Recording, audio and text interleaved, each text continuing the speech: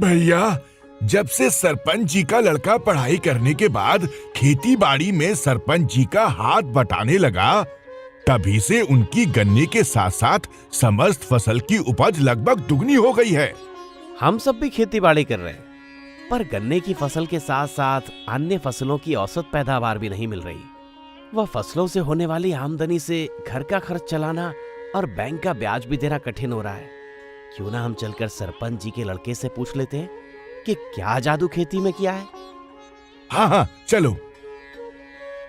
सरपंच जी राम राम। अरे राम राम राम राम भाई लोगों, तुम सभी के चेहरे क्यों उतरे हुए हैं?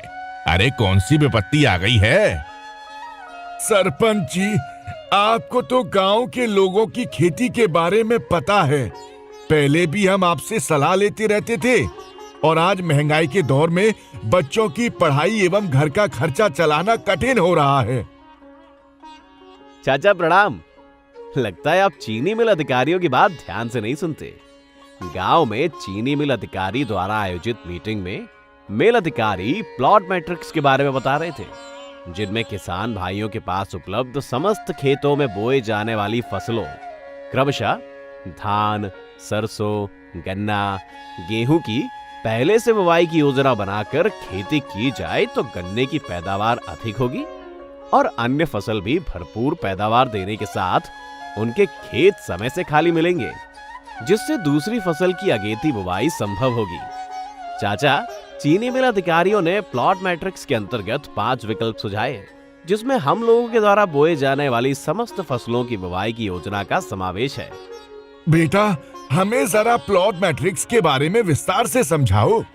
सुनो चाचा, प्लॉट मैट्रिक्स का प्रथम विकल्प है जून माह में 100 से 110 दिनों में पकने वाली धान की प्रजाति Pioneer 6444, Kaveri, MP 13, arise 6129, gold एवं धान्या DRH 834 की बुवाई कर लें और अक्टूबर माह के प्रथम सप्ताह में धान की कटाई के उपरांत शरतकालीन गन्ने की बुवाई सह फसल जैसे लाही, आलू, मटर इत्यादि के साथ करें, जिससे अतिरिक्त आय प्राप्त होने के साथ साथ अक्टूबर माह में बोए हुए गन्ने की पैदावार में 20 से 25% अधिक उपज प्राप्त होगी।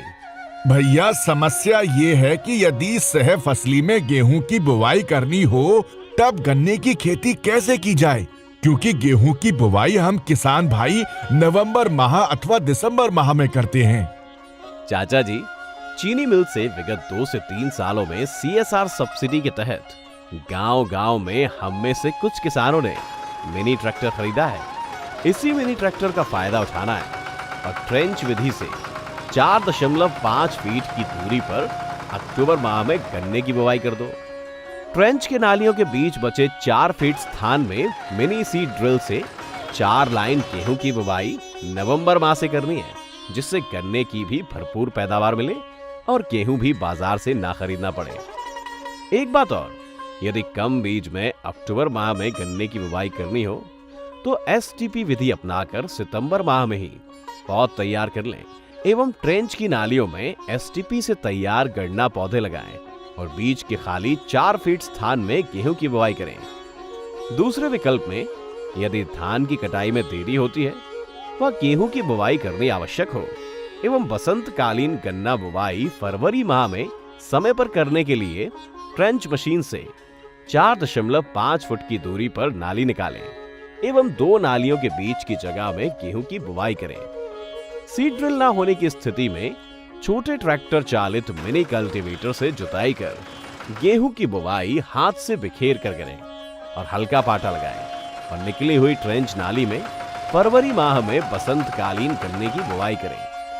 तीसरे विकल्प में हम समस्त किसान भाई सदैव 100 से 110 दिनों में पकने वाली अगेती प्रजाति के धान की बुवाई करें और अक्टूबर और नवंबर माह में धान की कटाई के उपरांत सरसों की 90 से 100 दिनों में पकने वाली अगेती प्रजाति PT तोरिया 303, गोल्डी, नाथ सीड की बुवाई करें और फरवरी माह में सरसों की कटाई के उपरांत गन्ने की बुवाई कर दें, ताकि अप्रैल मई में बोए गए गन्ने की अपेक्षा हम लोगों को अधिक उत्पादन प्राप्त हो सके। चौथे विकल्प में यदि हम पेड़ी गन्ने की कटाई के उपरांत पेड़ी के खाली खेतों में गेहूं फसल की बुवाई करते हैं व गन्ना बुवाई फरवरी माह में करनी हो तो हमें प्रथम दूसरे विकल्प में वर्णित गेहूं गन्ना बुवाई विधि अपनाकर बसंत काल में समय से गन्ना की बुवाई पूर्ण कर लें। और यदि हमें गेहूं काटने के उपरांत भी गन्ने की बुवाई करनी हो तो हम सभी किसान भाई मार्च माह में एसटीपी विधि द्वारा खेत के किनारे पर जमीन के छोटे टुकड़े में प्रति एकड़ 7,000 से 8,000 पौधे तैयार कर लें एवं गेहूं कटते ही खाली खेतों में गन्ने की बुवाई पहले से ही तैयार एसटीपी विधि द्वारा तैयार पौधे से करें, जिससे देर में होने वाले गन्ने की बुवाई से भी बच सकेंगे एवं गन्ने की पैदावार भी अधिक मिलेगी। हाँ, आजकल एसटीपी विधि अत्यधिक प्रचलित हो रहा है और गन्ना बीज भी कम लगता है।